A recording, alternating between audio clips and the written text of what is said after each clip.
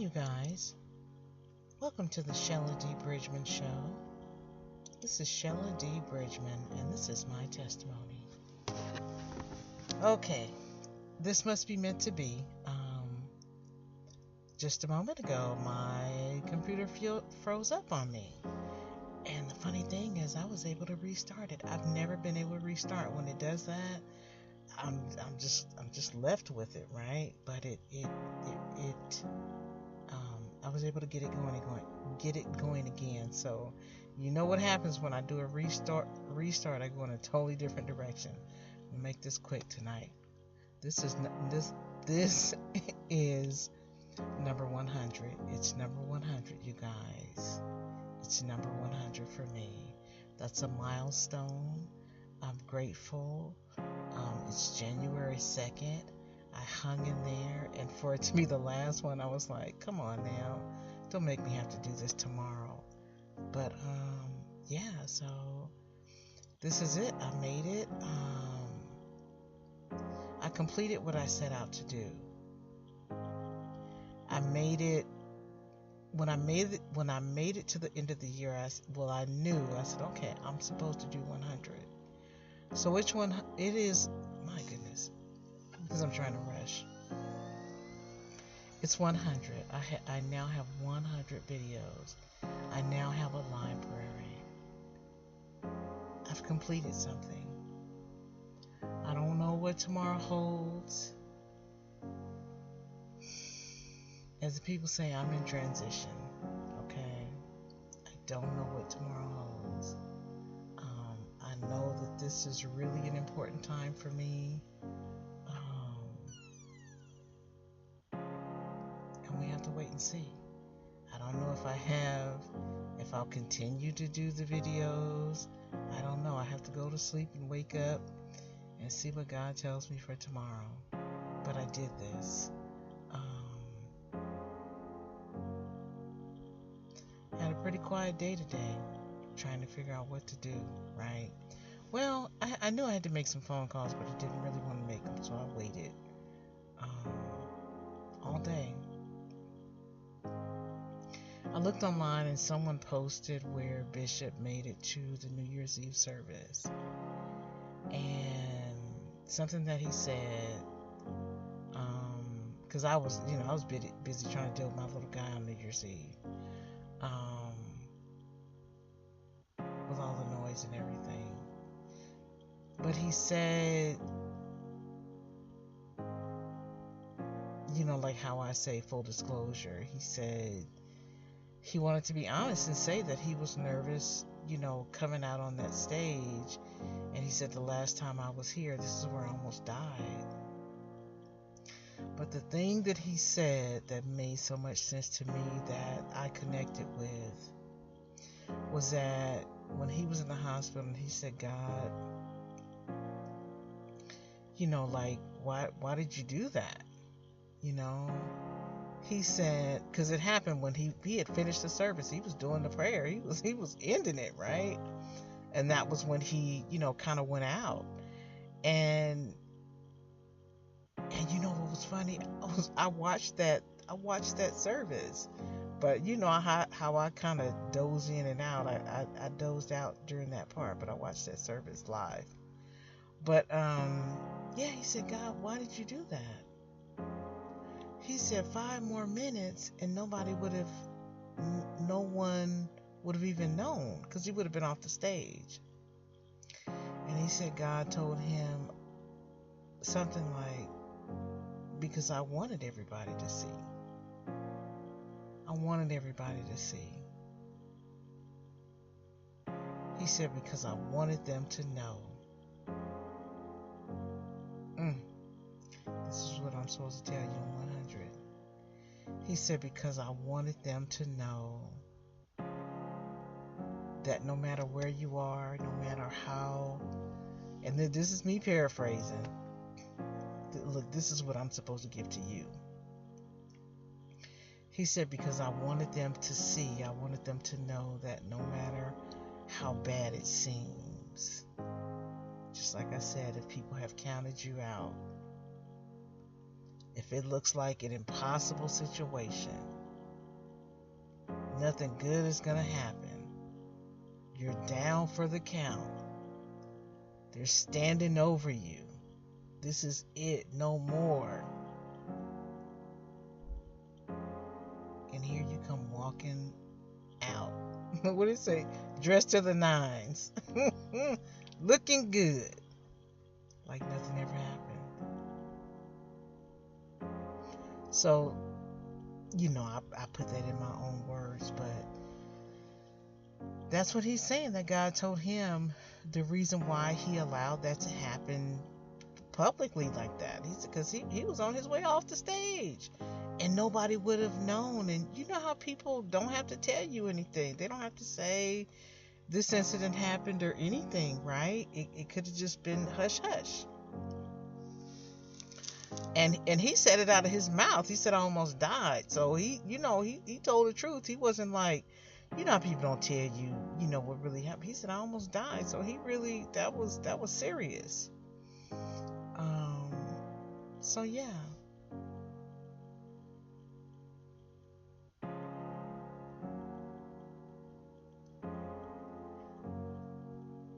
Like I said before, everything that I've shared with you is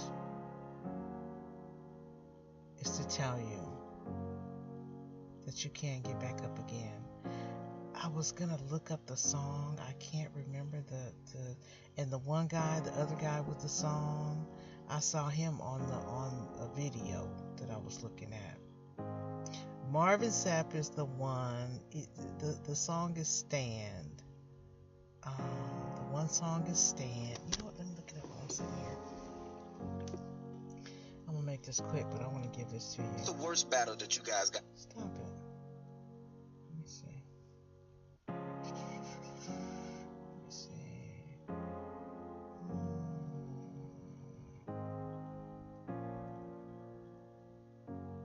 In the United States currently.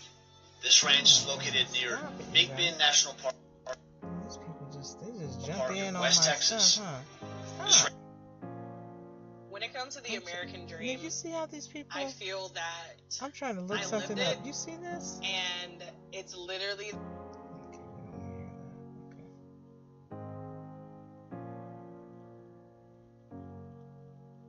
The song stands. I'm thinking like his name is Donnie McClurkin. There you go. Come on now. I love this. Okay. So this is what I want to give you, because we don't know what's coming tomorrow. I don't know, but this is what I want to give you. The song "Stand" by Donnie McClurkin. Okay, so listen to that, and then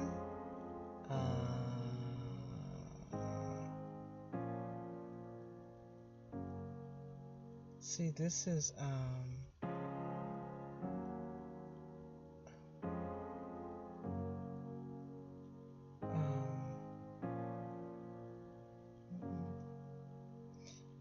glasses on. You know why? I didn't put them on purpose, because I get tired of every time I go, let me take the glasses off. Marvin Sapp.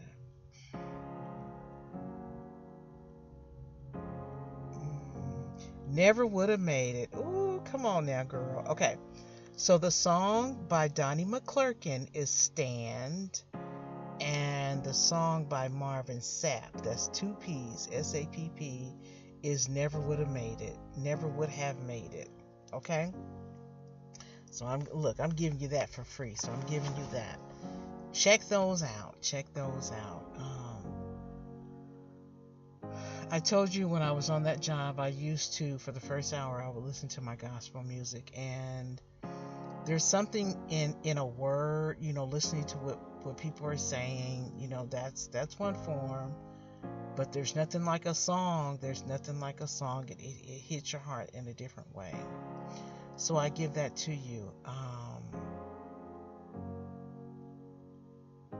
But yeah, I accomplished this, and I have a library. I have a collection. You know what? See, here's the thing. You know what? You see how I've reached this 100? I don't know what's coming tomorrow. I don't know what's coming tomorrow. But this right here has been a documentation of a period in my life. It's a period in my life. It's involving my employment, which is a big part of things, right? So I don't know what's coming tomorrow. I really don't know. But I will say that everything that I've done, the mishaps, the missteps, the misfortune, the disappointments, the hardships, the heartaches, the everything, it's for the greater good, and I know that. I know that, and I'm so glad to share my testimony with you. I'm so glad. I don't know what tomorrow holds. I really don't. And I kind of did get a word today that I really do need to be careful about. Just I'm in a special place right now. I'm in a special place, and like I said, I really don't know what's coming tomorrow. So, but I did this. I did it. You were there with me, and it's so funny. I listened to these recordings, and then it jumps from one to the next one, right? And it's so funny how they're connected. It jumped. I was listening today, and it jumped to the one where I told you that I left work. So it was the next day. And I'm telling you about how I dealt with the situation, and how I left my job that night, and that I was only there for like 3.5 hours, and that, just talking about everything that happened and how it was important to, it wasn't convenient, but that being the age that I am, I do have enough wisdom to know that you have to think beyond what's convenient. You have to think about what's best for you. And yeah, I have a library. I have a collection, and documenting a time in my life every day.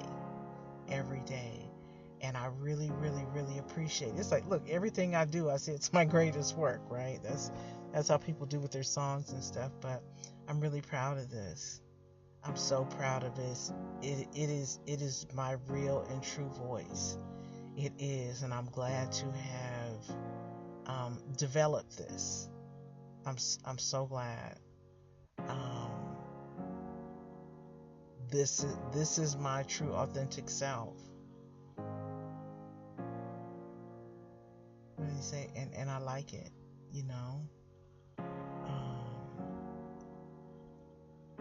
But yeah, those two things, those two songs, Marvin Sapp, Never Would Have Made It, and Donnie McClurkin, Stand.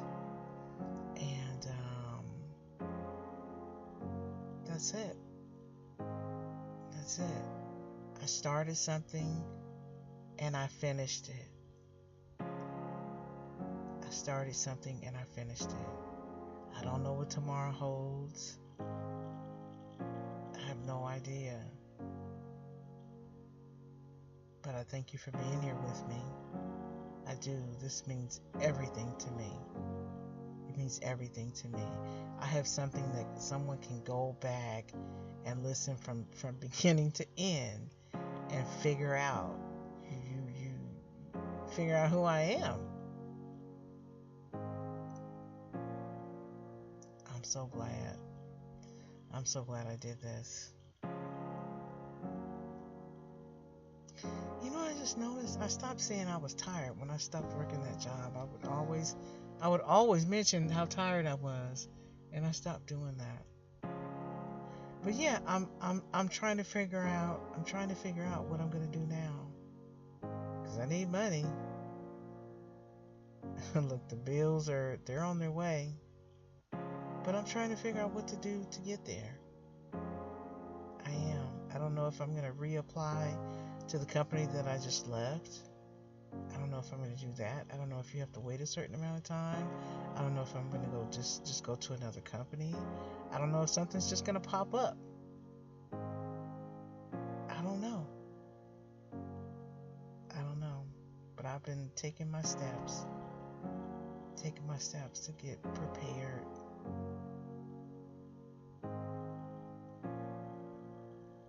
But I want to say thank you. We did it. This is 100. And again, thank you for being here with me. And those two songs, Marvin Sapp,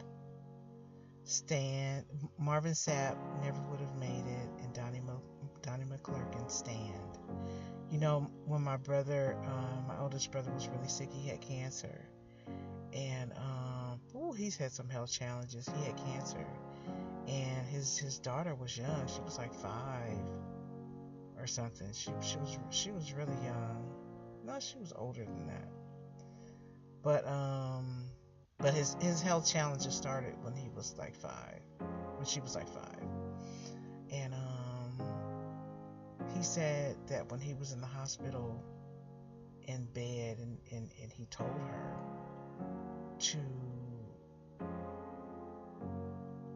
I don't know if it was he was in bed, but he said when he was going through that process, he said he told her to look up the words to that song, Stand. That's what he said he told his daughter. You know, she looks exactly like him. It's so funny. She looks exactly like him. She has my mother's arms, the long arms and the hands. She's an amazing young lady. She can, you know, that jump that you do and you do the splits in the air, like your legs go out. I had this picture of her in the air with her legs, the splits. I don't know what you call it, but when they go, it not the way from front to back, but from side to side. Put it like that. That's what I'm trying to say. And extended, and her arms are in the same place. And she's an amazing young lady.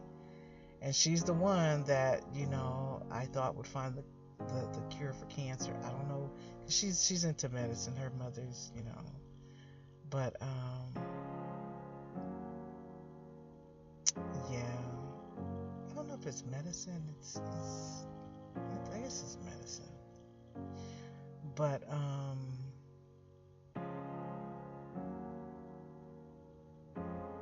I also heard about Bishop was saying, one of his old sermons, and he's saying like God set you apart. He made you different. He said there's nobody like you in your family. He said you go on a job and people think you're different and you're, look, not in a good way. He said you've been set apart.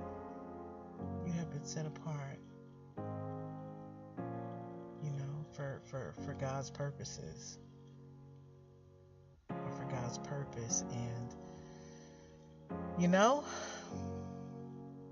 I'm trying to get there.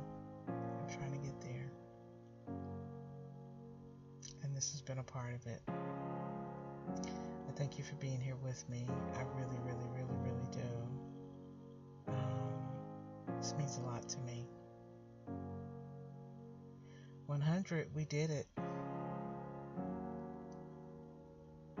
Stand, and never would have made it. I'll leave you with that. Put that in your pocket and pull it out when you need it.